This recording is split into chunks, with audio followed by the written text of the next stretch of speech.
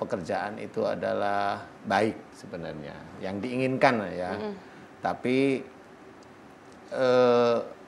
baiknya ini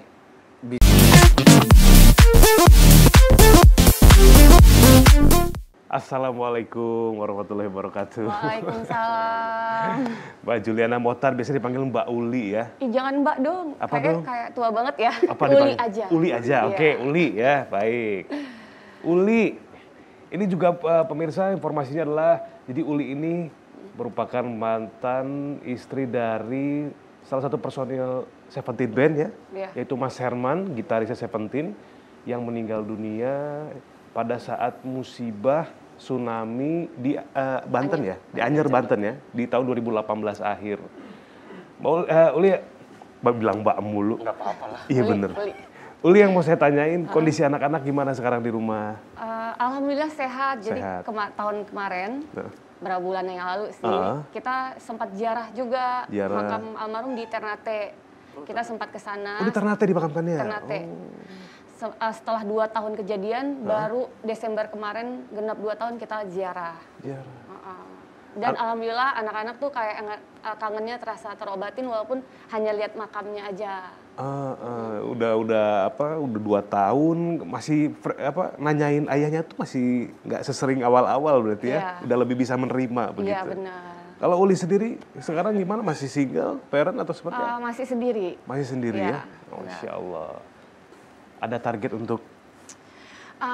Tunggu dari Allah aja deh gitu. Tunggu dari Allah ya? Karena kan kayak udah pernah ngerasain menikah, punya anak, jadi lebih santai sekarang. Lebih santai, yang penting jalan aja, mudah-mudahan Allah kasih kemudahan ya. Iya benar. Anak-anak jadi anak-anak yang soleh dan soleha. Amin. Nah ini juga terkait keluhan nih, Uli itu, kan kalau di sini Siraman Kolbu itu kita melihat keluhan secara fisik gitu ya. Ada narasumber kena keluhan fisik, medis maupun non-medis. Nanti itu bisa ditinjau dari sisi akhlak lewat analisanya Pak Ustadz Danu. Nah, Uli sendiri ini ada keluhan sakit di punggung kanan dan pernah sakit di perut katanya. Iya. Itu sakit di punggung kanan tuh masih terasa sampai sekarang? Kalau seandainya pulang malam tuh sering banget Ustadz. Kalau misalnya lagi syuting pulang malam pasti tuh punggung tuh sakit. Itu kayak perasaan ini sakit medis atau enggak. Jadi kayak deg-degan sendiri. Nah kalau sakit perut sendiri itu udah lama banget, 6 tahun yang lalu Ustadz. Jadi waktu itu udah dibawa ke dokter, emang nggak ada apa-apa. Akhirnya Uli kan orang Aceh, akhirnya balik ke Aceh. Akhirnya berobat di sana, ada kayak tabib Aceh, ngasih obat sambil baca-baca, hilang. Akhirnya baru balik lagi ke Jakarta. Sampai sekarang udah nggak terasa lagi yang di perut itu? Enggak, lebih ke punggung kalau udah pulang malam. Lebih ke punggung, oke. Nggak ke tabib lagi? Enggak sih. Kirain kan, yang pertama kan kayak berhasil tuh. Barangkali ke tabib lagi, insya Allah sembuh lagi. Enggak. Nanti dari punggung, ntar kemana lagi? Ustadz silakan, sakit kanan di punggung, kemudian pernah sakit perut. Analisanya Pak Ustadz, kalau sakit di punggung tuh di belah sini berarti ya? Iya, kanan. Ya? Setiap malam kalau habis pulang kerja gitu ya? Iya. Di belikat gitu? Lebih hampir mau ke tengah Ustadz. Hampir mau ke tengah. Kalau sakit di punggung kanan itu ada 2 kemungkinan ya. Karena sakitnya kalau pas pulang malam kan gitu ya. Iya. Pulang malam ngapain? Kalau syuting. Syuting ya. Kita pulangnya siang ya. Siang Ustadz ya. Kecuali kalau nongkrong dulu, ya kan di pom bensin pulang ke rumah malam bisa. Oh iya, Mas Bobi itu. Jadi ngapain nongkrong di pom bensin ya? Jadi biasanya kalau sakit di daerah punggung dekat belikat agak ke tengah. Belikat itu dekat dengan masalah pekerjaan. Belikat itu dekat dengan persoalan pekerjaan. Kalau di sebelah kanan, insya Allah. Ini nih dari sisi akhlak dulu ya, dari sisi akhlak. Kalau di sebelah kanan ada yang diinginkan oleh Mbak Uli, pekerjaan itu adalah baik sebenarnya. Yang diinginkan ya. Tapi baiknya ini bisa berbenturan dengan sesuatu, entah itu dengan mantan suami barangkali, ya almarhum suami maksud saya ya, almarhum suami dulu pernah gesekan, saya nggak tahu, ini gesekan-gesekan biasa sih, hanya apa ya, karena kerjaan, kemudian ada yang nggak nggak sesuai dengan keinginan masing-masing itu kan biasanya ada gesekan. Tapi Mbak Uli mencoba untuk menerangkan bahwa pekerjaan ini baik istilahnya, tapi ya gesekan begitu aja. Jengkel, marah, begitu-begitu aja sih. Hanya di titik pekerjaan. Di titik pekerjaan baik yang Mbak Uli jengkel hanya itu. Itu kalau di punggung kanan yang dari sisi akhlak ya. Tapi kalau bukan dari sisi akhlak ya mirip yang di perut itu tadi. Jadi ada makhluk yang nempel di punggung kanannya Mbak Uli. Makhluk yang nempel. Jadi apakah itu sihir? Ya belum tentu sihir juga. Apakah itu ilmu? Bisa aja. Jadi kalau malam kemudian kayak pegel sekali, nanti besok pagi hilang mamanya, itu berarti ada yang nempel. Ada yang nempel aja. Cuma sekedar nempel, kemudian dia bisa nggak ngunci istilahnya, Pak Ustadz, bisa keluar lagi gitu. Itu nggak keluar, itu masih ada di belakang di situ. Nempel aja gini, cuma dia reaksi apa enggak gitu. Kalau jenis ilmu itu biasanya, kalau ilmu ya ilmu. Kemudian kalaupun sihir, tapi sihir yang jenisnya nggak terlalu besar. Jadi ilmu yang nyerang itu nggak terlalu besar. Itu kalau apa namanya capek dia baru bereaksi. Kalau capek itu baru bereaksi. Oh gitu. Biasanya gitu. Kalau capek ya jenis ilmu yang nggak terlalu besar itu kalau capek baru bereaksi. Kalau enggak pagi hari itu normal, normal aja gitu. Tapi kalau capek dia baru bereaksi. Iya, kalau capek yang diserang tuh punggung full atau hanya lebih sebelah sering kanan kanan. khususnya? Ini aja lagi duduk tuh di sebelah sini. Punggung situ? Oh. Gitu. Emang ada dulu pernah ada eyel-eyelan tentang ini dengan keluarga? Eyel-eyelan itu apa ya? Ada jengkel, ada ya kekesalan sama salah satu orang tua? Nggak menemukan titik temu gitu ya, perdebatan tapi nggak ketemu gitu.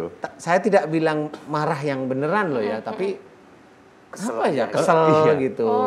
Kesel, iya sih, entah sama ayah, entah sama ibu itu kok. Ya kesel aja sama apa orang tua yang agak keras, nggak cocok sama Mbak Uli gitu.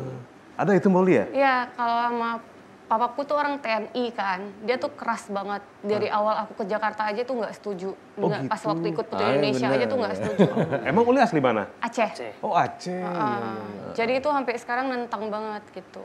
Oh ya kan bener ya. Jadi ada gesekan lah istilahnya. Itu Pak Ustadz ngeliatnya dari ini sampai sekarang aja terasa nih. Langsung ada orang tua nih gitu.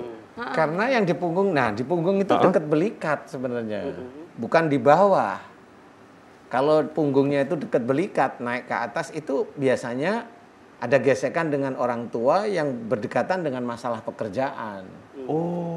Tapi kalau di bawah, di dekat daerah tulang ekor, atas tulang ekor dikit, itu persoalan keluarga. Jadi persoalan keluarga yang jadi jengkel. Ini memang persoalan keluarga, tapi hanya anak sama ayah aja.